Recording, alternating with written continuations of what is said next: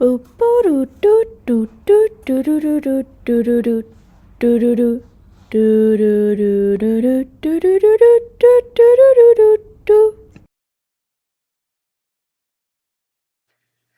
to Sutherland. You are looking at a photograph from Central Ave back in the early days of the 20th century. Your tour is going to start at the corner of 108th Street and Central Ave. So if you haven't made your way there yet, you should make your way there now, and the audio for the tour will start on the next slide. Welcome to Sutherland.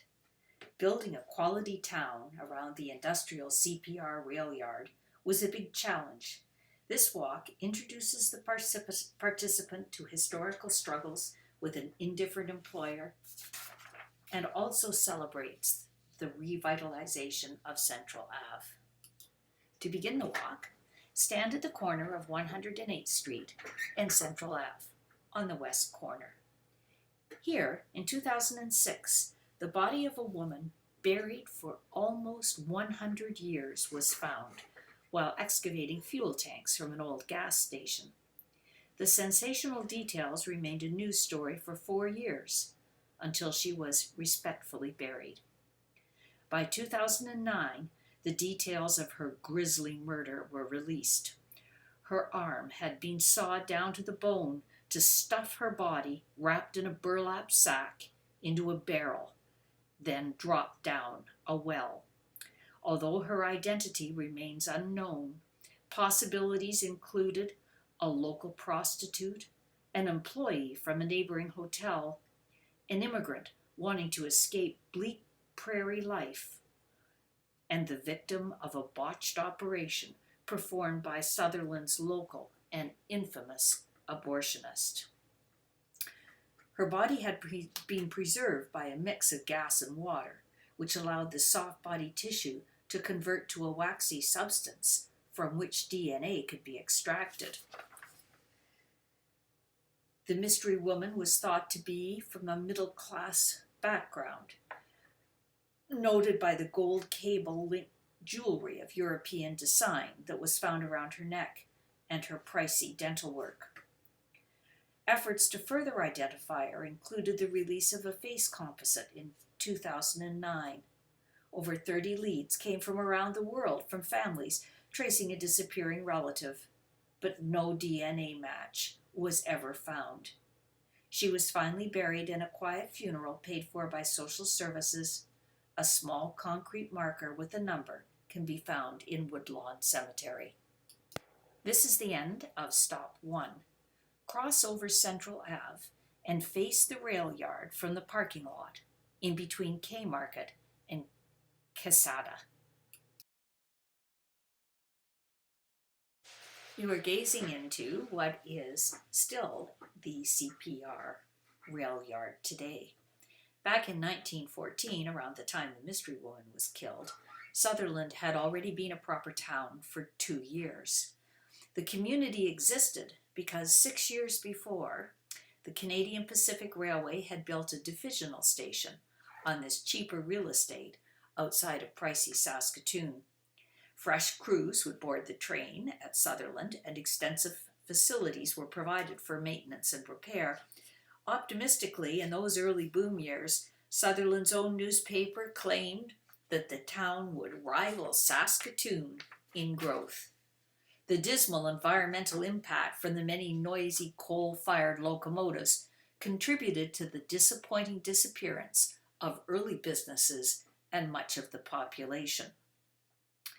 The slide in front of you is a blueprint of the infrastructure inside the rail yard, and it was extensive.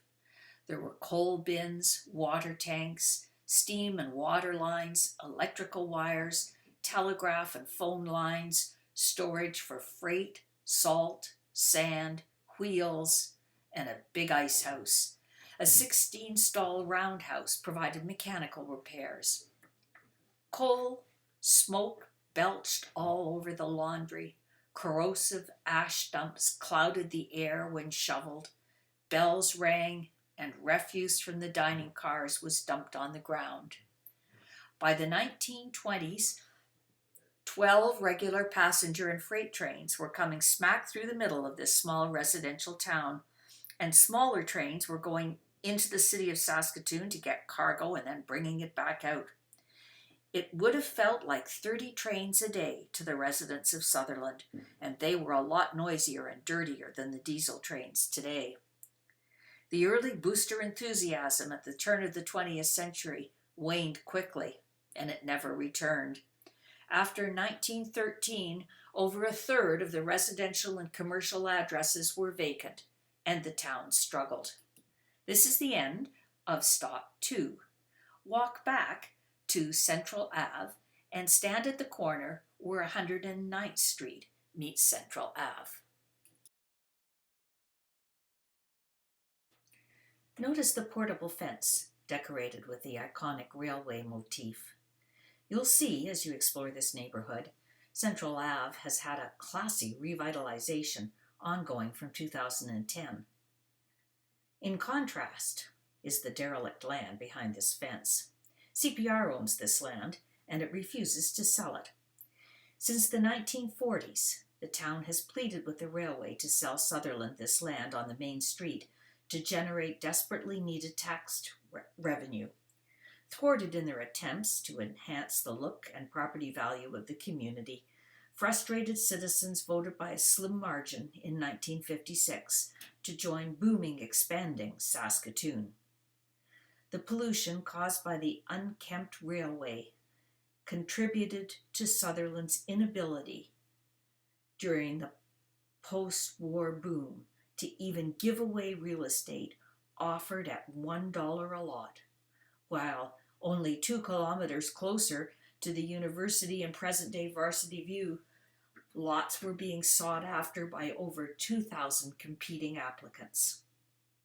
The railway employed most of Sutherland's citizens, but CPR did not show interest in the quality of family community life. No showcase landscaping was done for the Sutherland station. In fact, CPR claimed tax exemptions, paying nothing to the town until it was court-ordered to pay back taxes in 1953. With few other sources of revenue, water mains, firefighting capacity, in particular, had deteriorated to such a degree that amalgamation with Saskatoon had become a financial necessity. Henry Lau, the head architect and project manager for the current revitalization of Central Ave, said even in 2009 this street looked like a frontier western town. Closed down businesses, tumbleweed blowing from across the rail yards. Saskatoon Town Council came back empty-handed from their recent attempt to purchase the CPR land on Central Ave. The Sutherland Business Improvement District chose the train theme for the classy small-town look Central Ave sports today. History would suggest celebrating the railroad is a nod to the railway employees who provided leadership and community, rather than to the indifferent CPR company. Cross the street to the west side of Central and head down 109th Street, stopping at 115 109th Street. Railway workers lived in these streets alongside tradesmen, small merchants, and farmers. Back in the 1920s until the Second World War, it was a mixed neighborhood. Income ranged from $3,000 a year for train engineers to $400 a year for those providing unskilled labor in the rail yards. Although the greatest number were of British ancestry, other European ethnicities included Italians, Spanish, Hungarians, and 2 Chinese men who ran a laundry on this very street. Most owned their land rather than rented, and the quality of the homes would vary greatly. Many of the lots with houses on them today would have been vacant. A removable shack was called a cottage and might well be the residence beside a permanent home. Outdoor privies were common right up until the 1950s. The This is the end of stop 4. For stop 5, you are going to carry on 109th Street until you get to the corner of 109th and Egbert Avenue and face the Sutherland schoolyard. You were looking at the Sutherland school property. The older photograph with the first school on it was taken in 1911, and the larger school was an aerial photograph taken in the 1950s. The Sutherland school property was the only green space set aside by the speculator Hayden, who knew this would be a blue-collar neighborhood. Hayden had sold the rail yard and the property behind it on the west side to CPR and kept these residential lots you were walking through to profit from himself. This was a primary school with only 2 short exceptions. Sutherland's high school students had to take the streetcar, which continued after 1914 to serve as the main link to Saskatoon, and that was where they went to school. The town also relied on Saskatoon for retail shops, hospital care, night patrol, and firefighting support, among many other services. For a brief period at the end of the First World War, the primary school in Sutherland was used as a temporary hospital during the Spanish flu. Then, in the Depression, Saskatoon high schools were so impossibly overcrowded that all the grade 9 and 10 students were brought out to Sutherland to attend school here. So reliant was Sutherland on Saskatoon support that every Christmas the town council sent chocolate and cigars to the Saskatoon fire chief, the chief constable, the RCMP, and the meter inspection office, thanking them for their services to the town. This is the end of stop 5. You are going to walk along Egbert Avenue, along the perimeter of the school property there, and then turn right onto 111th Street. Walk on 111th Street until you get to Violet Avenue. Turn left and stop at the corner for your next stop.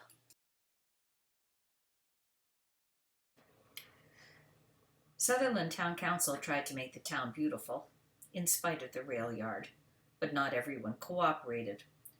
George Addison was employed by the town as the sole policeman, sanitation overseer, and foreman during the 1920s and 30s. Aside from his ongoing battle with broken water mains, Addison reported regularly on neglected implements stored on empty lots, poultry running at large causing damage to gardens, weeds growing out of control on vacant property, and unsightly garbage gathering at the back of properties waiting for the spring collection. No weekly garbage pickup back then. Carry on north on Violet Street, turn right onto 112th Street, which will take you back to Central Ave. Stop there at the corner. The bison sculpture at the corner of 112th Street and Central Ave is part of the revitalization project of Sutherland that has taken place and is ongoing over the last 10 years. It's both an acknowledgement that the railway contributed to the animal's destruction and a celebration that the bison has now come home to rest. Looking north up Central Avenue, you will get a view of the railway crossing. Crossings were a great danger and public relations concern for railways in the early years. Although CPR never seemed to care about their negative impact on the quality of life in this town that was full of their own employees, the company did act quickly for any safety requests regarding this crossing. This included grading the road at the crossing for better visibility, pouring ashes so readily available from the rail yard to prevent ice buildup, and even rescheduling a train that regularly got in the way on Friday nights when the new drive-in theater was emptying around the corner.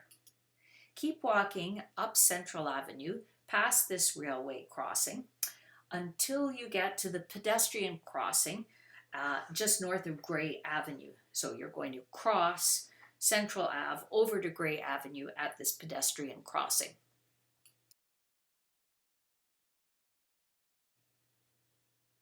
The station house was on this side of the rail yard. That was where Station Master John McCorman lived with his family from 1912 to 1946. Florence McCorman, his wife, served as the Sutherland councillor for years and eventually became mayor in 1945. She was the first female mayor in the province of Saskatchewan, and both she and her son Grant left written accounts of community life here. Where you now see houses on the east side of this yard, CPR had rental buildings for the trackmen who were out of town most of the year and who did manual labor in the rail yard, like shoveling ashes and coal. While Florence left a glowing account of egalitarian Sutherland, her son remembers differently. He wrote that there was a surprising number of distinctions for the folks who lived on this CPR-owned land, on this side of the tracks, isolated by their poverty and their ethnicity. Here, there were no sewers, no running water, no pavement, and no storm sewers. The locomotive foreman had his house smack in the middle of the yard. Bunkhouses for employees were in the station house before the McCorman family moved in. Gray Ave was initially named Railroad Ave. The poor sanitation on the CP land east of the rail yard here was an ongoing concern for the conscientious foreman Addison. When employment decreased during the Great Depression, the CPR finally took down the shacks so that they could reduce their tax valuation. This is the end of stop 8. You are going to continue to walk down Gray Avenue along the perimeter of the rail yard, and you are going to turn left onto Dunlop Street. Walk 2 blocks up Dunlop Street and stop when you get to Spark Avenue for stop 9. The local town council of Sutherland was made up largely of railroaders, like locomotive engineer Mayor Spark. When Florence was mayor, 5 of the 6 councillors were railroaders. The running trades, those actually operating the trains, lived together both on the trains and bunking until their return run. The son of a railroader would follow in his father's footsteps and be trained by his father's mates. This brought the culture of looking after each other into civic politics. When Sutherland chose to amalgamate with Saskatoon, those railroader civic leaders migrated onto the city's town council. Railroading declined in the 1950s and beyond with new technologies in the trucking industry. But the prominence of the railroad has been captured with this revitalization of Central Ave. Research for this walk uncovered many stories of kindness.